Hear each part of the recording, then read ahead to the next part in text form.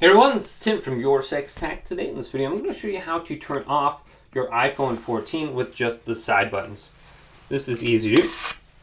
So to turn it off, you can press either the up or down volume button and then hold down the power button and it will give you an option to turn it off. So let's press up and then we can press the power button at the same time. And then it's going to bring us to the screen where we can just slide to the right to turn off. Now we can do the same thing with the volume down button. Just press that at the same time as the power button. Let's press both of these down. And then we have an option to turn off our phone right there. So it's rather easy to do. Just make sure you're holding it down. Otherwise, if you just press the volume up and the power button at the same time and you don't hold it down, it's going to take a screenshot. But hopefully this video did indeed help you out. If it did, leave it a big thumbs up. And subscribe to my channel down below for more tech videos coming up next on YourSixTech.